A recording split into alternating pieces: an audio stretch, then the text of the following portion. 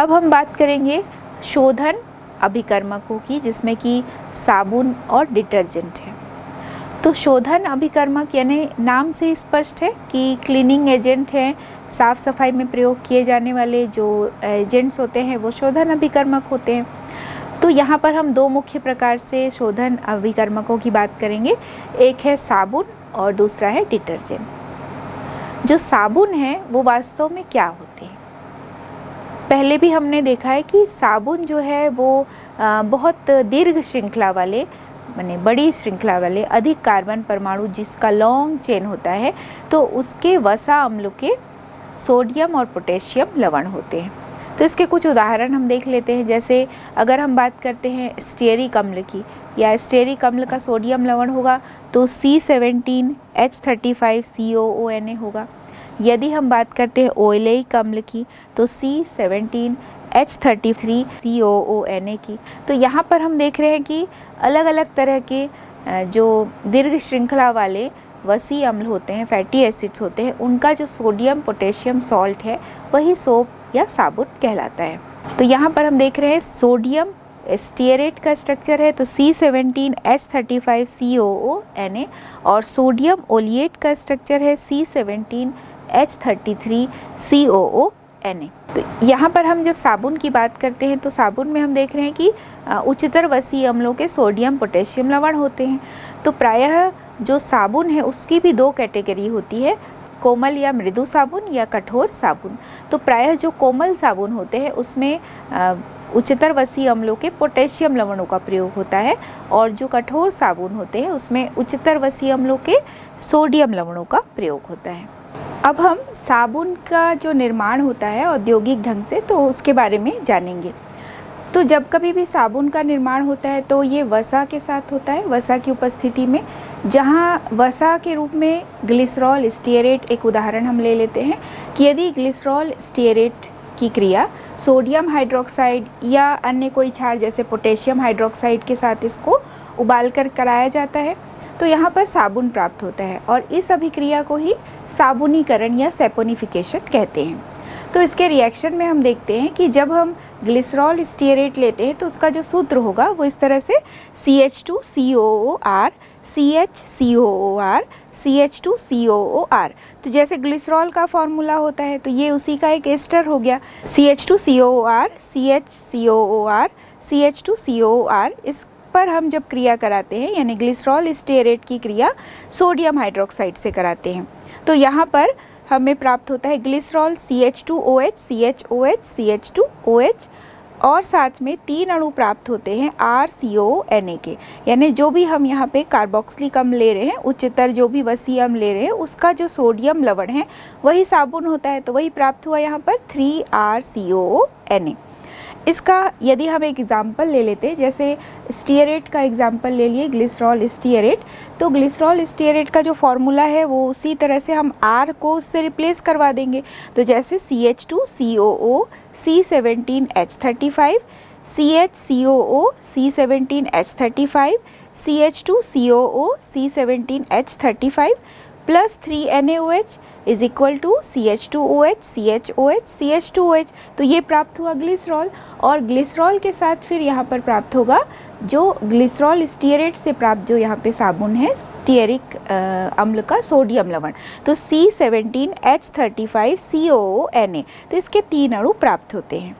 तो यहाँ पर हम देख रहे हैं कि जब कभी भी क्रिया हुई तो क्रिया होने पर यहाँ पर जल अपघटन की क्रिया के पश्चात जो ये वसी अम्ल है उसके एस्टर जो है वो जल अपघटित होते हैं, और यहाँ पर जो साबुन प्राप्त होता है यह साबुन कोलॉइडी अवस्था में प्राप्त होता है, और यहाँ पर ये पूरा विलयन जो है वो दही के जैसा दिखता है, दही के रूप में ये तैरता रहता है। और इस विलयन में फिर जब साबुन को अवक्षेपित कराना होता है तो इसमें सोडियम क्लोराइड डालते हैं। सोडियम क्लोराइड की उपस्थिति में ये अवक्षेपित हो जाता है। तो यहाँ पर हमें साबुन अलग करने के बाद जो अन्य जो उत्पाद प्राप्त हुआ वो है ग्लिसरॉल। तो ग्लिसरॉल को अलग करने के लिए फ्रैक्शनल डिस्टिलेशन या प्रभाजी आसवन का प्रयोग किया जाता है। तो यहाँ पर हम देख रहे हैं कि साबुन के साथ साथ ग्लिसरॉल भी प्राप्त हुआ। तो साबुन जो है एक बहुत अच्छा शोधन अभिकर्मक है। जैसा हमने देखा कि बहुत ज़्यादा इसका प्रयोग होता है, ये शोधन अभिकर्मक होता है और ये जैव निम्नीकृत हो सकता है, इसलिए ये अच्छा भी माना जाता है क्योंकि ये सूक्ष्म जीवों के द्वारा, सूक्ष्म जो जीवाणु होते हैं उनके द्वारा ये आसानी से अपघटित हो जाते हैं। अब हम बात करेंगे कि साबुन जो है वो कठोर जल या जो अम्लीय जल है उन पे बहुत ज़्यादा क्रियाशील नहीं होता है। ऐसा क्यों? तो साबुन जो है वो कठोर जल में, हम जानते हैं कि कठोर जल में मुख्य रूप से कैल्शियम और मैग्नीशियम के कार्बोनेट, बाइकार्बोनेट, सल्फेट, क्लोराइड ये सभी होते हैं घुले। तो जब कठोर जल में जो कैल्शियम और मैग्नीशियम के जो आयन्स है वो प्रेजेंट है, सफ़ेद अवक्षेप बना लेते हैं साबुन के साथ क्रिया करके। तो जब ये साबुन के साथ क्रिया करते हैं, सफ़ेद अवक्षेप बना लेते हैं, तो इसे कहा जाता है साबुन मल्फेन या सोप सीकम। तो ये जो सफ़ेद मल्फेन बनता है, इसकी वजह से जो साबुन की क्रिया होती है वो थोड़ी धीमी हो जाती है और बहुत अधिक साबुन का उपयोग होता है, जिससे साबुन की बर्बादी भी होती है। इसी तरह से दूसरी जो एक बात है जिसमें कि अम्ल के बारे में, कि अम्ल के साथ भी या किसी अम्लीय विलयन में जिसमें साबुन की क्रिया कराई जाती है, तो वहाँ भी साबुन जो है वो ठीक तरीके से क्रिया नहीं करता है। इसका कारण ये है कि अम्लीय विलयन में अम्ल उपस्थित होता है और ये जो अम्ल होता है वो साबुन में उपस्थित जितने भी मुक्त आयन होते हैं उसको अवक्षेपित कर देता है और ये जो अवक्षेप है वो धीरे धीरे कपड़े के जो रेशे होते हैं उस पर इस तरह से चिपक जाता है। तो जब ये कपड़े के रेशे पर चिपक जाते हैं तो साबुन की जो धुलाई है, जितना साफ़ होना चाहिए कपड़ा, उस तरीके से सफाई यहाँ पे नहीं हो पाती है। तो साबुन की जो क्रिया है वो यहाँ पे बहुत धीमी हो जाती है और जितने कपड़े को साफ़ होना चाहिए उस तरीके से सफाई यहाँ पे दिखाई नहीं देती है। जब हम साबुन का उपयोग अपने दैनिक जीवन में देखते हैं तो आप कई तरह से साबुन का प्रयोग करते हैं। कुछ ऐसे साबुन होते हैं जिसका प्रयोग प्रसाधन के रूप में, कॉस्मेटिक सोप के रूप में, कुछ ऐसे साबुन होते हैं जो डिश वॉश के रूप में प्रयोग होते हैं, कुछ ऐसे सोप कैरेक्टरिस्टिक वाले जो होते हैं वो शेविंग क्रीम वगैरह में यूज़ होते हैं। तो ऐसे विभिन्न जो उपयोग है जहाँ पर साबुन का प्रयोग किया जाता है, तो जैसा उपयोग है उसी आधार पर उसके मटेरियल को बनाया जाता है। तो जैसा हमने देखा कि जो साबुन है वो वसा और तेल को उपयुक्त जब हाइड्रोक्साइड के साथ उबाल कर बनाते हैं, जैसा औद्योगिक विधि में हमने देखा, तो जैसा साबुन होगा, जिस तरीके का उस साबुन का उपयोग होगा, उस उपयोग के आधार पर साबुन बनाते समय कच्चा माल का प्रयोग करते हैं। और जब अलग अलग प्रकार के कच्चा माल का प्रयोग करते हैं तो उपयोग अनुसार हमको अलग अलग प्रकार के साबुन भी प्राप्त हो जाते हैं। तो सबसे पहले हम बात करेंगे कॉस्मेटिक सोप यानी प्रसाधन साबुन की। तो चूँकि प्रसाधन साबुन नाम से स्पष्ट है कि इसका उपयोग स्किन पे होगा, तो निश्चित रूप से इसमें उपयोग में आने वाले जो वसी अम्ल या जो तेल होते हैं, वसा और तेल का प्रयोग जो जब किया जाता है इसमें, वो उत्तम प्रकार की यानी अच्छी क्वालिटी का लिया जाता है। अब यहाँ पे क्षार की उपस्थिति में क्रिया कराई जाती है। तो क्षार की अधिकता जो है अक्सर देखा जाता है कि ये स्किन को ख़राब कर देती है, स्किन को शुष्क कर देती है। तो यहाँ पर कोशिश ये की जाती है कि जितनी क्षार की अधिकता मिलाई गई है साबुन में, कॉस्मेटिक सोप में, वो क्षार की अधिकता को कम कर दिया जाए या उसे निकाल दिया जाए। और आप देखते भी हैं कि जितने भी कॉस्मेटिक सोप मार्केट में मिलते हैं कितने सुंदर रंग बिरंगे दिखाई देते हैं। तो यहाँ पर हम अलग अलग रंग वाले, अलग अलग गंध वाले साबुन को अपने आसपास देखते हैं। तो आवश्यकता अनुसार इसमें उस तरह के रसायन भी मिलाए जाते हैं जो इसको बहुत सुंदर एक रंग देता है और साथ ही बहुत अच्छी एक खुशबू भी देता है। तो इस तरह से हम देखते हैं कि साबुन को आवश्यकता अनुसार उसके कच्चा माल का प्रयोग करके बनाया जा सकता है। दूसरा जो प्रकार है वो पानी में तैरने वाले साबुन, या इसको हम फ्लोटिंग सोप भी कहते हैं। तो फ्लोटिंग सोप बनाने के लिए ये प्रयास किया जाता है कि साबुन बनाने की विधि तो वही होगी, तो जब इसको बनाया जा रहा है तो इसके कड़े होने से पहले, यानी साबुन जब ठोस अवस्था में आता है उसके पहले, उस सॉल्यूशन में, यानी जब वो ठोस बनता है उसी समय उसमें कुछ छोटे छोटे वायु के बुलबुले प्रवेश कराए जाते हैं। इस तरह से वो साबुन जो है वो हल्का हो जाता है और वो फिर पानी में तैरने वाला साबुन बन जाता है। अब हम बात करेंगे ट्रांसपेरेंट सोप यानी पारदर्शी साबुन की। तो ये जो पारदर्शी साबुन होता है, पारदर्शी साबुन को बनाने के लिए जो साबुन है उसको एथेनॉल में घोला जाता है और फिर किसी भी उपयुक्त विलायक में घोलकर उसको वाष्पित कराया जाता है और इस तरह से इसे बनाते हैं। जो इसका आधार होता है उच्चतर जो भी वसी अम्ल के क्षार के साथ यानी सैपोनिफिकेशन की जो क्रिया है वो सारी रहती है, लेकिन जहाँ जैसी उपयोगिता है उस आधार पर हम नए नए कच्चे पदार्थ को मिलाकर साबुन को बनाते जाते हैं। तो यहाँ पर हम बात करेंगे अब मेडिकेटेड सोप यानी औषध साबुन की। कई बार स्किन में किसी तरह के रैशेस हो जाते हैं या कुछ फोड़े फुंसी हो जाते हैं, तो डॉक्टर जो है वो अलग अलग औषधि युक्त साबुन का प्रयोग करने के लिए प्रिस्क्राइब करते हैं हमें। तो यहाँ पर जो साबुन प्रयोग किया जाता है, इस तरह के साबुन को हम एंटीसेप्टिक सोप भी कहते हैं। तो आपने पहले ही देखा था कि एंटीसेप्टिक जो सब्सटेंस है उसमें बायोथायोनॉल होता है। बायोथायोनॉल को साबुन में मिलाकर इस तरह के औषधि युक्त साबुन का निर्माण किया जाता है। अब हम बात करेंगे शेविंग सोप यानी दाढ़ी बनाने वाले जो साबुन होते हैं।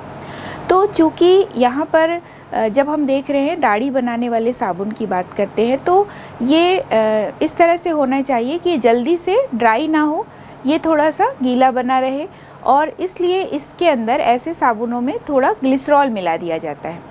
तो ये ग्लिसरॉल क्यों मिलाते हैं, इसका कारण ये है कि ये जल्दी सूख ना पाए। शेविंग बनाते समय इस तरह के सोप का प्रयोग किया जाए जो जल्दी सूखे नहीं। तो इस वजह से इस तरह के साबुन बनाते समय इसमें कुछ मात्रा में ग्लिसरॉल भी मिला देते हैं। साथ ही रोजिन नामक जो एक गोंद होता है वो भी इसमें डाला जाता है। तो जब ये रोजिन नामक गोंद डाला जाता है तो ये मिलकर एक लवण बनाता है सोडियम रोजिनेट। ये जो सोडियम रोजिनेट है इसी वजह से शेविंग क्रीम का जो झाग है वो उत्पन्न होता है। धुलाई के साबुन की बात करेंगे तो ऐसे साबुनों को बनाने के लिए सोडियम रोजिनेट, सोडियम सिलिकेट, बोरेक्स या सोडियम कार्बोनेट इस तरह के कुछ सप्लीमेंट्स मिलाते हैं। साबुन बनाने की विधि वही होगी, लेकिन इस तरह के कुछ सप्लीमेंट्स मिला करके जो धुलाई वाले साबुन है उसको तैयार किया जाता है। अब एक कुछ अनोखे प्रकार के साबुन की बात करेंगे, साबुन के छीलन यानी खुरचन जैसा साबुन। तो ऐसा साबुन जब बनाया जाता है तो पिघले हुए साबुन की परत जो होती है उसमें ठंडे सिलेंडर पर उसको चढ़ाते हैं और उसे छोटे छोटे टुकड़े में खुरच लिया जाता है। तो इस तरह से वो साबुन की छीलन तैयार हो जाती है। यानी इस प्रकार के साबुन को जब बनाते हैं तो पहले पिघला हुआ साबुन लेते हैं, उसकी जो परत होती है, फिर उसे ठंडा होने से पहले ही थोड़ा थोड़ा उसको खुरच लिया जाता है और इस तरह से साबुन की छीलन तैयार हो जाती है। अब हम बात करेंगे दानेदार साबुन की। तो दानेदार साबुन जो होते हैं वो सूखे हुए छोटे छोटे साबुन के जो बुलबुले होते हैं उस तरह से वो तैयार किए जाते हैं। फिर है साबुन के चूर्ण या मार्जन साबुन। इस प्रकार के साबुन को बनाने के लिए झामक चूर्ण या बारीक रेत जैसे पदार्थ जो है मिलाए जाते हैं। साथ ही इसमें कुछ केमिकल जैसे कि sodium carbonate, try sodium phosphate इस तरह के कुछ बिल्डर यानी उसको सपोर्ट करने के लिए डालते हैं। और इस तरह के जो बिल्डर्स हैं उसको मिलाने पर इसकी जो क्रियाशीलता है यानी साबुन के चूर्ण और मार्जन साबुन की जो क्रियाशीलता है वो इस तरह के सप्लीमेंट मिलाने से बढ़ जाती है। साबुन आसानी से जैव निम्नीकृत हो सकते हैं। किसी भी सूक्ष्म जीव की उपस्थिति में साबुन जो है वो आसानी से अपघटित हो सकते हैं। सूक्ष्म जीव इस प्रकार के जो साबुन हैं उसको पूरी तरह से 100% बायोडिग्रेड करके ऑक्सीकृत करके उसमें से कार्बन डाइऑक्साइड जो है वो निकाल सकते हैं। तो सूक्ष्म जीव जो है साबुन को कार्बन डाइऑक्साइड में परिवर्तित करने की प्रॉपर्टी रखते हैं और इस प्रकार हम देखते हैं कि जो साबुन है उससे प्रदूषण जो है बहुत ज़्यादा नहीं फैलता है।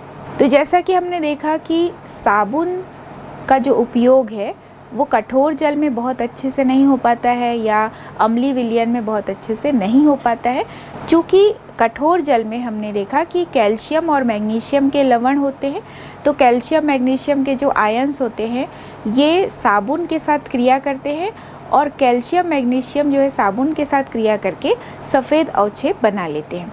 तो यहाँ पर हम देखेंगे रिएक्शन को, यदि हम ये मान लेते हैं कि कठोर जल में कैल्शियम का क्लोराइड घुला हुआ है, तो यदि साबुन का प्रयोग किया जाएगा तो एक घुलनशील जो साबुन है वो एक अघुलनशील लवण के रूप में परिवर्तित हो जाता है। तो इस तरह से साबुन की जो क्रियाशीलता है चेंज हो जाती है।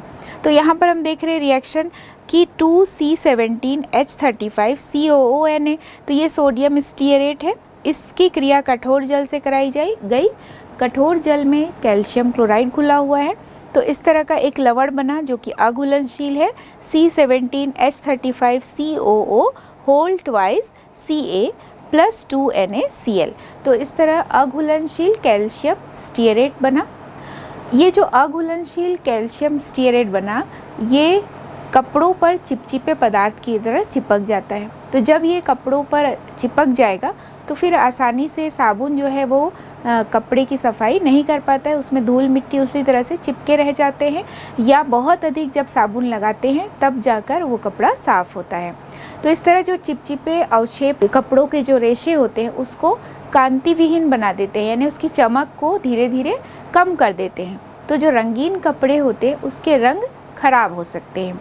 तो इसलिए प्रयास किया जाता है कि साबुन का प्रयोग जो है वो कठोर जल में कम से कम किया जाए, क्योंकि साबुन भी वेस्ट होता है और कपड़े का जो मूल गुण है, उसका रंग है, वो भी खराब हो सकता है।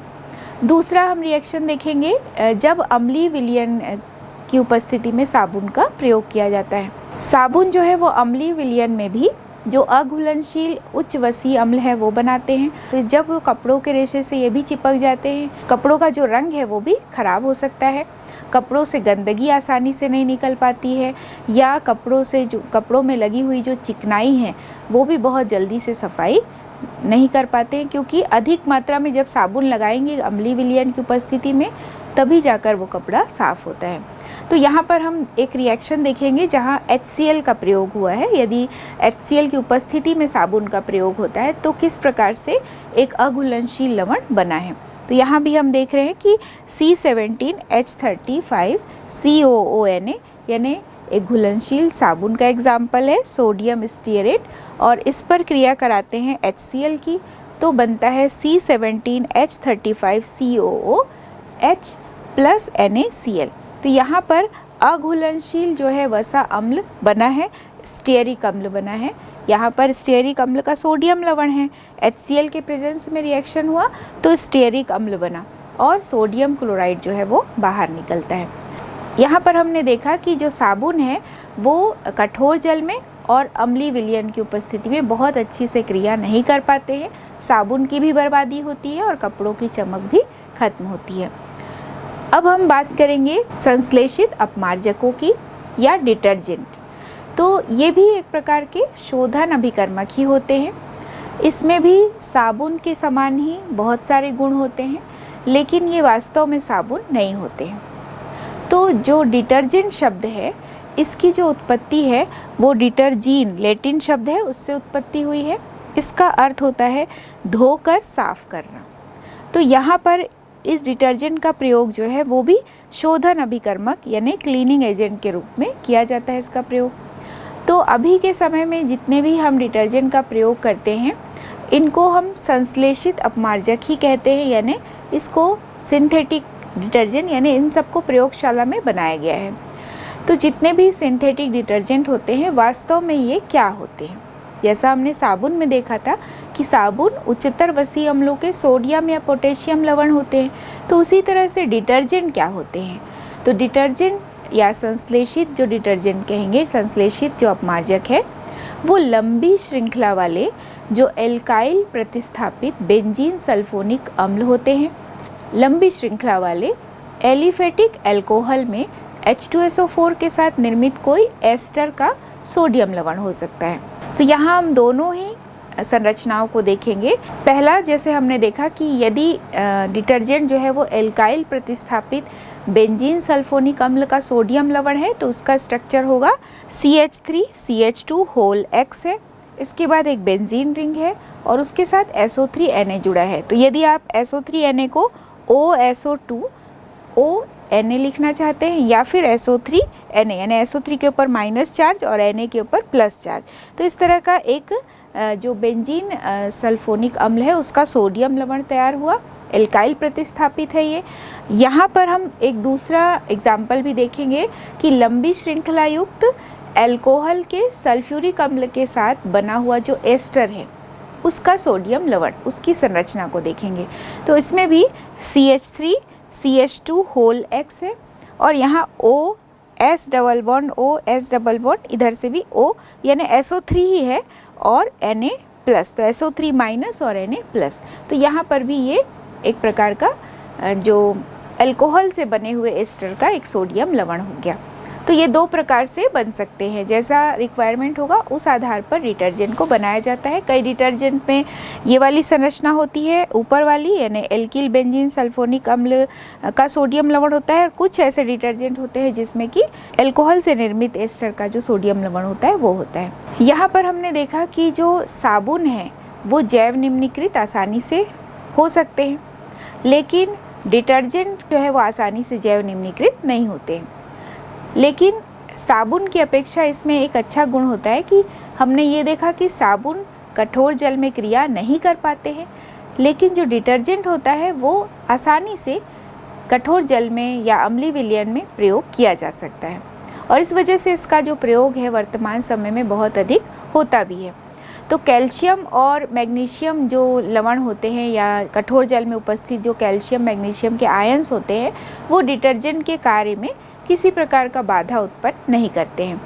तो संश्लेषित जो डिटर्जेंट होता है वो कठोर जल में भी कार्य कर सकता है और अम्लीय विलयन वाले जल में भी कार्य कर सकता है, क्योंकि यहाँ हम ये देखते हैं कि जो कैल्शियम मैग्नीशियम लवण की उपस्थिति में या आयंस की उपस्थिति में ये किसी प्रकार से अवक्षेप नहीं बनाते हैं, जबकि साबुन में हमने देखा था कि कैल्शियम मैग्नीशियम की उपस्थिति में ये अवक्षेपित हो जाते हैं, अघुलनशील लवण में परिवर्तित हो जाते हैं। यहाँ पर इस तरह से नहीं होता है। तो जब हम डिटर्जेंट का वर्गीकरण करते हैं तो डिटर्जेंट जो है वो 3 प्रकार से वर्गीकृत किया गया है। पहला है ऋणायनी डिटर्जेंट, धनायनी डिटर्जेंट, तीसरा है नॉन आयनिक डिटर्जेंट। तो जो ऋणायनी डिटर्जेंट होता है नाम से स्पष्ट है, इसमें ऋणावेश होगा और यहाँ पर देखा गया है कि लंबी श्रृंखला वाले जो प्राथमिक अल्कोहल होते हैं, तो लंबी श्रृंखला वाले प्राथमिक अल्कोहल का सल्फेट व्युत्पन्न होता है, यानी उसका बना हुआ कोई ऐसा लवण होता है जो सल्फेट डेरिवेटिव होता है और इसमें जो कार्बन परमाणुओं की संख्या है वो लगभग C12 से C18 तक हो सकती है, यानी एक लंबी कार्बन श्रृंखला यहाँ भी देखने को मिलती है। और इस कार्बन श्रृंखला वाले हाइड्रोकार्बन का ये सल्फोनेट लवण होता है। ऋणायनी डिटर्जेंट को जब बनाया जाता है तो दीर्घ श्रृंखला वाले जो अल्कोहल होते हैं उसको सांद्र H2SO4 के साथ अभिक्रिया कराई जाती है तो एल्किल हाइड्रोजन सल्फेट बनता है और ये एल्किल हाइड्रोजन सल्फेट जो बना इसको फिर क्षार से क्रिया कराते हैं। तो इस तरह जब ये क्षार से क्रिया करके उदासीन हो जाते हैं तो बनता है ऋणायनी अपमार्जक। तो यहाँ पर हम देख रहे हैं कि जो एल्किल बेंजीन सल्फोनेट होता है या एल्किल बेंजीन सल्फोनिक अम्ल को क्षार के द्वारा उदासीन कराया जा सकता है। तो यहाँ पर एल्किल बेंजीन सल्फोनिक अम्ल है तो अम्लीय कैरेक्टर हो गया उसमें और क्षार के साथ मिला करके उसको उदासीन करा दिया जाता है। तो यहाँ पर ऋणायनी डिटर्जेंट जब बनाया जाता है तो इस तरह की विधि का उदासीनीकरण का प्रयोग किया जाता है।